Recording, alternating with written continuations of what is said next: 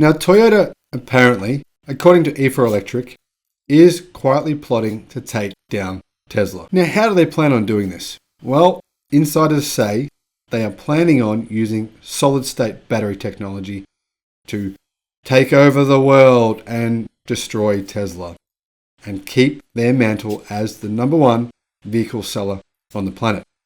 Now, haven't we all heard this before? I think Toyota's been bragging about their solid-state battery technology for many years, but they haven't actually demonstrated that they may have actually solved the problems that technology is facing. Now, Toyota has been claiming for years that their affordable fuel cell hydrogen technology is just around the corner. So I personally don't think they have a whole lot of credibility. Now, this is what Toyota are currently saying. We have a technology that will revolutionize the EV industry, but we're going to put it in hybrids instead of revolutionizing the EV industry as we claim we can do.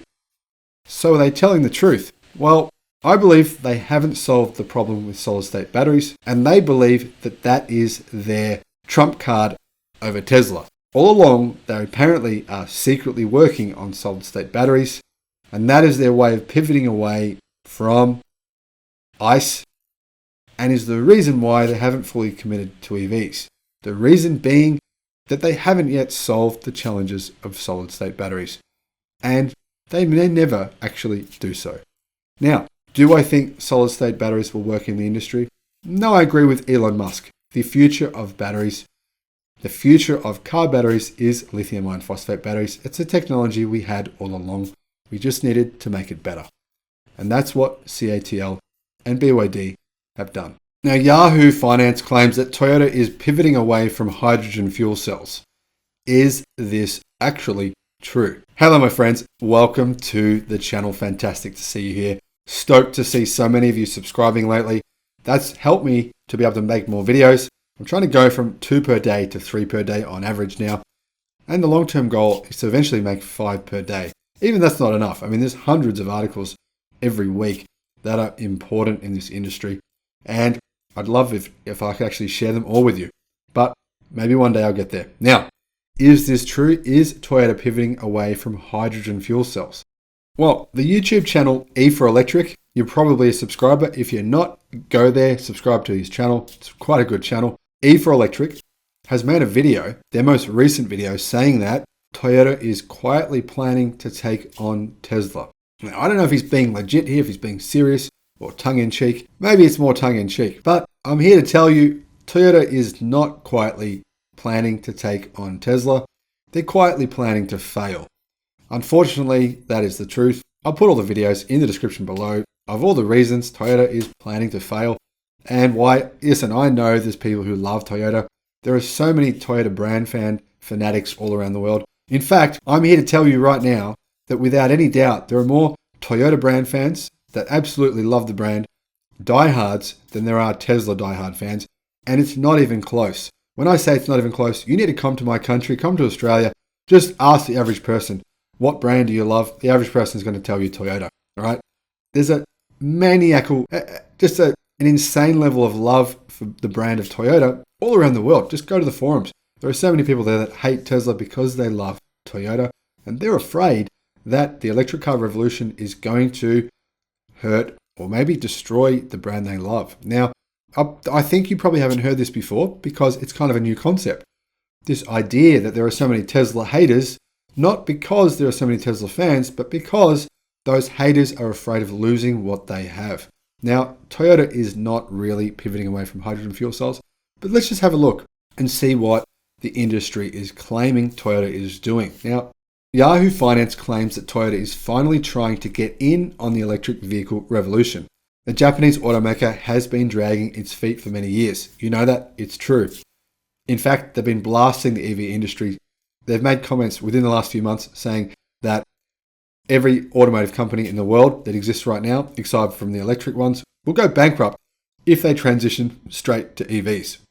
They said that just 2 months ago, the CEO of Toyota. They've also claimed that EVs are bad for the planet. That claim was made by their chief scientist. who, by the way, actually owns a Tesla Model X, bought it out of his own paycheck. Anyway, Toyota have actually invested time, money, and attention lobbying against the spread of EVs, while its rivals gave up the ghost and started to plan for an electric future.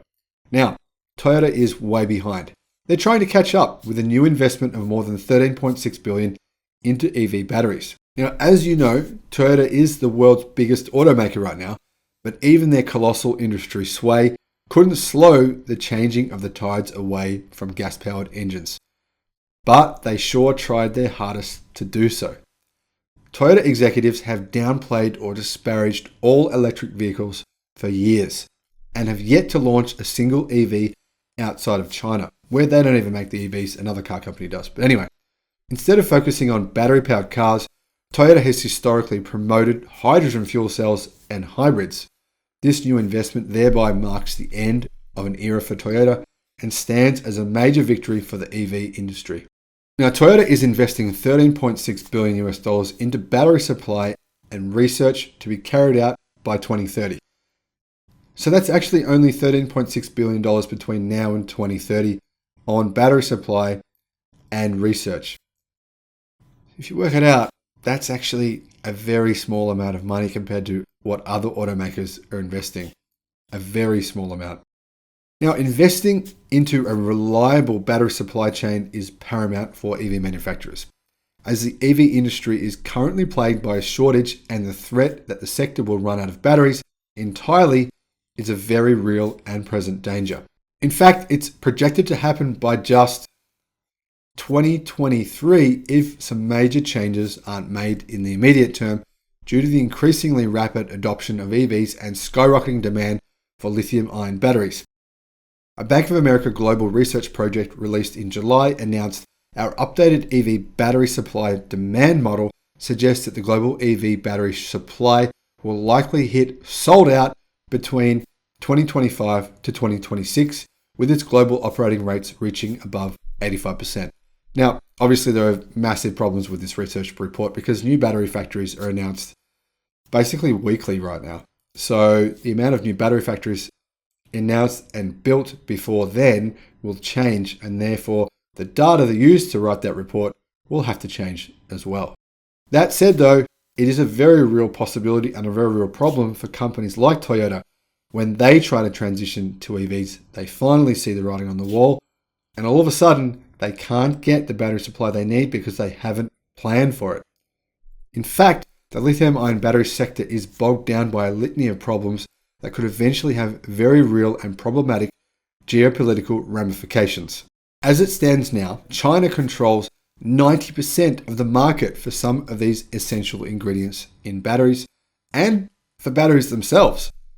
As the world's hunger for EVs grows, China's chokehold on this essential part of the supply chain will intensify, and Beijing has already shown that it's not afraid to use that power to sway international politics and diplomacy. Now, it's even been speculated that we are headed for a clean energy resource war if superpowers, most notably the United States and China, don't play nicely. So, to me, it's very alarming that the United States is not putting more money into doing what China has done in terms of building up the EV and battery industry. Now, in the meantime, companies like Toyota are snapping up as many batteries as they can get, claims Yahoo Finance. I'm not sure where they're getting this information from, because I haven't seen evidence of this happening. But the company's chief technology officer, Masahiko Maeda, has said that Toyota's goal is to secure a supply of 200 gigawatt hours of batteries before the end of the decade. Interesting goal. Let's have a look at this goal. Now, he said, we are assuming that we will go beyond the 180 gigawatt hours worth of batteries that we are currently considering, and will be ready with 200 gigawatt hours worth of batteries or more if the dissemination of BEVs is faster than expected. He was quoted by EV news outlet Electric saying this, right? According to reporting, at an average of 60 kilowatt hours per battery pack, it would be enough for annual production of more than 3 million electric cars per year. Actually, it would only cover 3 million if you said that each car had around 50 kilowatt hours of batteries in them. That 200 gigawatts would give them 3 million cars in 2030. Now, Toyota currently sells 11 million cars. So, if they have 3 million electric cars for sale in 2030, will 8 million people want to buy ICE vehicles that cost more than an electric vehicle? You tell me the answer there. Now, this is a huge change in tune for a company that has been outright antagonistic to battery-powered electric vehicles. In fact, even as Toyota moves forward with EVs, making a late bid to become competitive in a largely developed market, the company is concurrently lobbying the United States government to slow down the production and adoption of electric vehicles because they're way behind. Despite Toyota's best efforts, the Biden administration is continuing to push electric vehicles as a key part of its platform and a central tenet of the infrastructure agreement and the spending bill. On Friday last week, US Democrats announced a plan to significantly expand tax credits for EVs, in fact, making them a point of sale credit and not a tax credit at all, which will be hugely beneficial to buyers.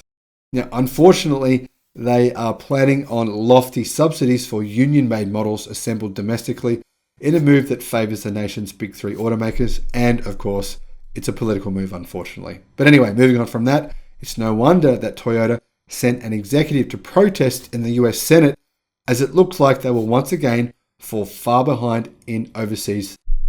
Now, it's no wonder that Toyota sent an executive to protest in the US Senate, as it looks like they will once again fall far behind in the overseas EV revolution. Now, I don't know about you, but if Toyota only has 3 million EVs to sell in 2030, and they currently sell 11 million, then I can't see them selling any more than about 3.1 million cars in 2030, because only so many people are stupid enough to pay more money for a massively inferior ICE vehicle.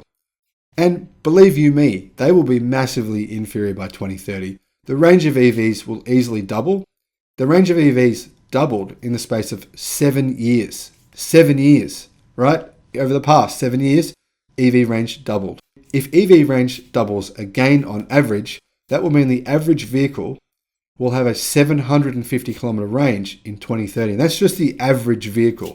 That's not vehicles like bigger vehicles where you get a bigger battery pack. Realistically, we know it is without any doubt EVs will be cheaper than petrol vehicles to manufacture and to sell in 2030. Therefore, Toyota's market share will massively shrink. Can they be sustainable as a company selling 3 million vehicles when they currently sell 11 million?